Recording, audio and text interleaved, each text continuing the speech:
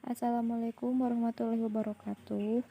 Sebelum memulai pelajaran, langkah baiknya kita berdoa dulu. Berdoa dimulai.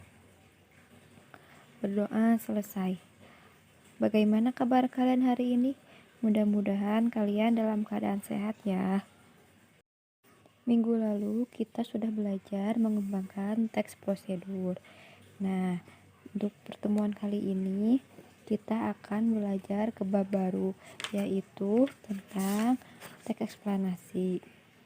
Kalian akan belajar mengidentifikasi informasi, pengetahuan, dan urutan kejadian dalam teks eksplanasi lisan dan tulis.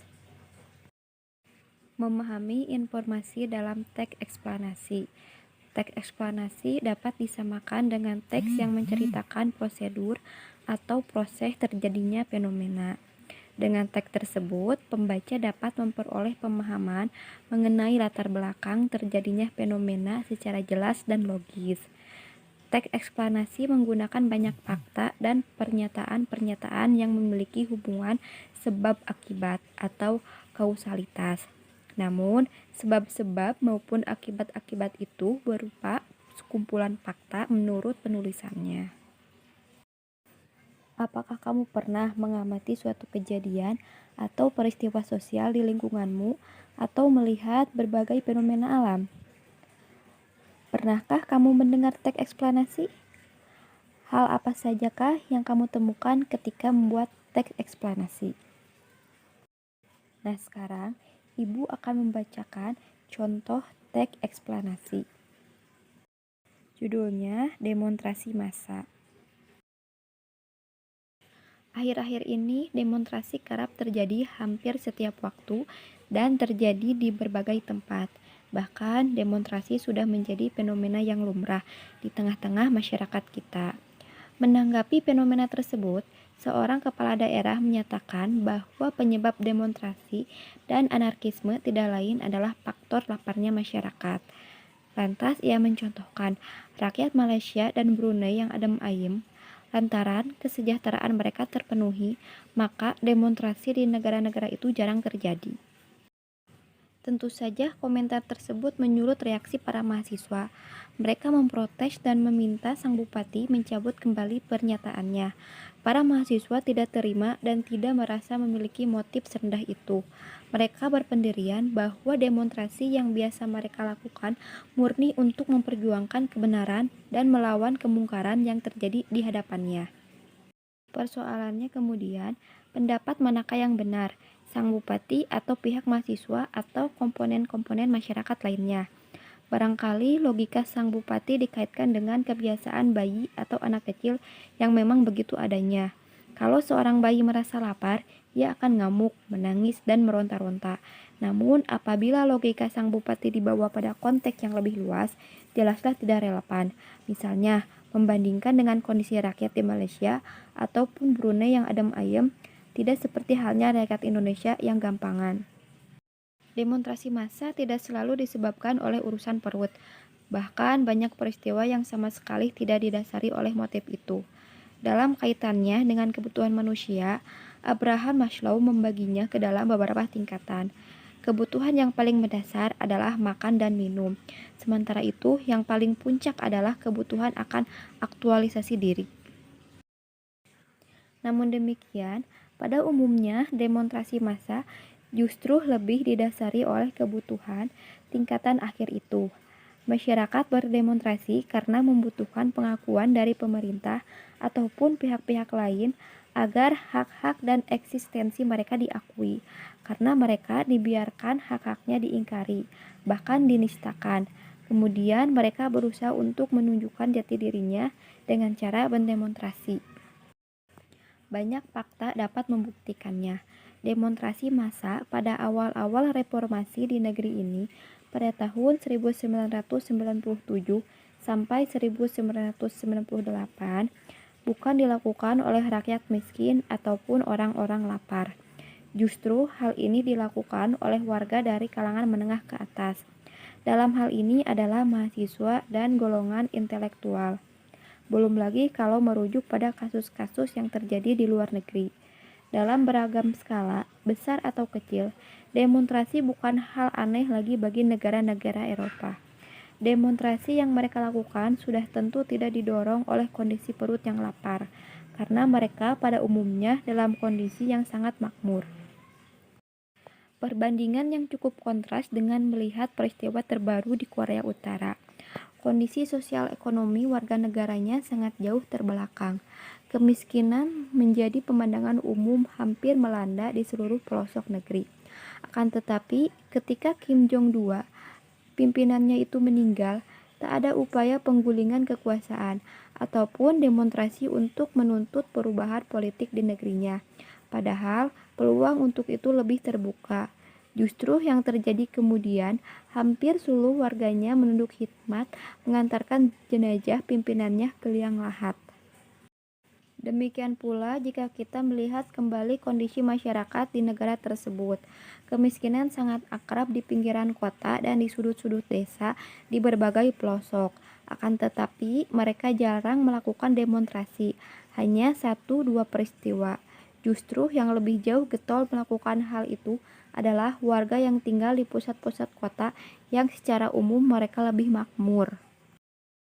Dengan fakta semacam itu, nyatalah bahwa kemiskinan bukanlah penyebab utama untuk terjadinya gelombang demonstrasi.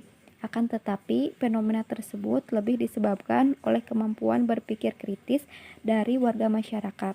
Mereka tahu akan hak-haknya, mengerti pula bahwa di sekitarnya telah terjadi pelanggaran dan kesewenang-wenangan. Mereka kemudian melakukan protes dan menyampaikan sejumlah tuntutan. Apabila faktor-faktor itu tidak ada di dalam diri mereka, apapun yang terjadi di sekitarnya, mereka akan seperti kerbau dicolok hidung, mangut-mangut dan berkata, "Ya," pada apapun tindakan dari pimpinannya, meskipun menyimpang dan bahkan menzalimi mereka sendiri. Teks sebelumnya terdiri atas paragraf-paragraf yang merupakan paparan tentang akibat dan sebab maraknya demonstrasi di tengah-tengah masyarakat. Teks itu pun dapat dikelompokkan sebagai teks eksplanasi.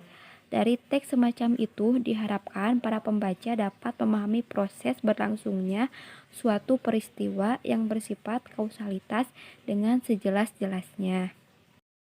Dalam teks eksplanasi, penulis menggunakan banyak fakta yang fungsinya sebagai penyebab atau akibat terjadinya suatu peristiwa. Bahkan dapat dikatakan bahwa teks eksplanasi hampir semuanya berupa fakta. Untuk lebih jelasnya, perhatikan kembali paragraf ke-6 dan ke-7 di teks sebelumnya. Paragraf tersebut dibentuk oleh 4 buah kalimat yang semuanya berupa fakta. Nah, di sini ada contoh kalimat seperti ini. Kondisi sosial ekonomi warga negaranya sangat jauh terbelakang. Kemiskinan menjadi pemandangan umum hampir melanda di seluruh pelosok negeri. Akan tetapi, ketika Kim Jong-II, pimpinannya itu meninggal, tak ada upaya penggulingan kekuasaan ataupun demonstrasi untuk menuntut perubahan politik di negerinya. Padahal, peluang untuk itu lebih terbuka. Justru yang terjadi kemudian, hampir seluruh warganya menunduk khidmat mengantarkan jenazah pimpinannya ke liang lahat. Nah, itu termasuk ke dalam kalimat fakta karena itu benar-benar sudah terjadi. Kalimat kedua, juga apabila kembali melihat kondisi warga di negeri ini, kemiskinan sangat akrab di pinggiran kota dan di sudut-sudut desa di berbagai pelosok. Akan tetapi mereka jarang melakukan demonstrasi, hanya 1-2 peristiwa. Justru yang lebih getol melakukan hal itu adalah warga yang tinggal di pusat-pusat kota yang secara umum mereka lebih makmur.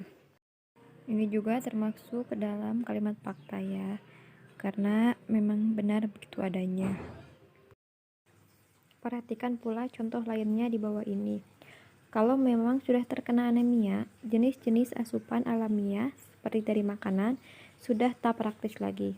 Ini disebabkan makanan berzat besi perlu dikonsumsi dalam jumlah yang banyak dan itu tak memungkinkan. Makanya asupan zat besi perlu ditambahkan sampai anemianya terkoreksi. Biasanya mereka merasa sehat kembali setelah 1 atau 2 hari berikutnya jika mengkonsumsi asupan zat besi. Namun, itu menghilangkan gejalanya saja. Padahal, penyakitnya masih ada, sewaktu-waktu bisa muncul kembali. Oleh karena itu, agar anemia terkoreksi, dibutuhkan zat besi yang cukup sebagai cadangan di dalam tubuh. Cadangan zat besi itu berguna untuk mengganti sel darah merah yang hilang. Biasanya asupan itu terus dikonsumsi selama 1-3 bulan sampai anemianya terkoreksi betul. Teks sebelumnya juga tergolong ke dalam bentuk teks eksplanasi. Di dalamnya tergambar suatu paparan proses. Teks tersebut memaparkan secara kausalitas tentang proses penyembuhan penyakit anemia.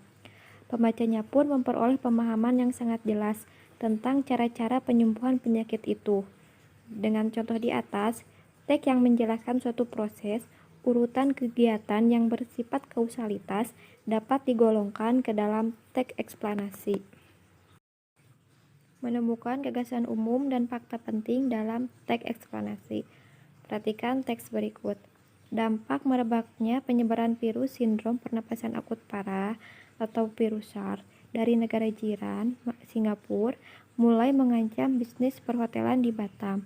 Jumlah tamu baik di luar negeri maupun dalam negeri merosot hingga tingkat hunian hotel di Batam berkurang hingga 10%. Demikian kata Public Relation Manager Goodway Hotel Puri Garden, Budi Purnomo, dan kata pengusaha Novotel Hotel Anas ketika dihubungi Kompas di Batam.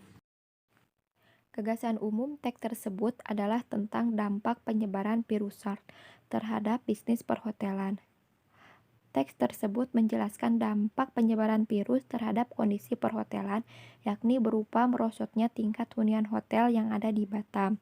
Teks itu pun tergolong ke dalam teks eksplanasi, yakni teks yang memaparkan proses terjadinya suatu fenomena atau kejadian dengan sejelas-jelasnya. Di dalam teks tersebut juga terkandung sebuah gagasan umum atau ide pokok, yakni dampaknya penyebaran virus SARS. Gagasan umum tersebut terdapat pada bagian awal paragraf.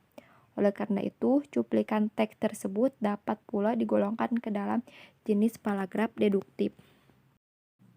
Perhatikan pula teks berikut. Sesudah pengakuan kedaulatan pada tanggal 27 Desember 1949, bangsa Indonesia menanggung beban ekonomi dan keuangan sebagai akibat ketentuan-ketentuan hasil KMB atau Konferensi Meja Bundar. Indonesia harus menanggung beban utang luar negeri dan dalam negeri. Padahal struktur ekonomi Indonesia pada waktu itu masih tergantung kepada beberapa jenis perkebunan. Situasi politik yang tidak stabil semakin meningkatkan pengeluaran negara. Akibatnya anggaran pemerintah menjadi defisit. Teks sebelumnya juga bersifat eksplanatif. Gagasan umumnya tentang beban keuangan pemerintah di tahun 1949 yang begitu berat. Gagasan umum itu terletak pada bagian awal paragraf. Dengan demikian, cuplikan tersebut pun dapat digolongkan ke dalam paragraf deduktif. Selain itu, mungkin pula sebuah paragraf dalam teks eksplanasi bersifat induktif ataupun campuran. Akan tetapi, yang dapat ditemukan paragraf-paragraf di dalam teks eksplanasi pada umumnya bersifat deduktif, yakni gagasan umumnya terletak pada bagian awal paragraf. Cukup sekian materi yang dapat Ibu sampaikan hari ini. Mudah-mudahan kalian mengerti dan memahaminya. Jangan lupa kerjakan tugasnya di e-learning. Wassalamualaikum warahmatullahi wabarakatuh.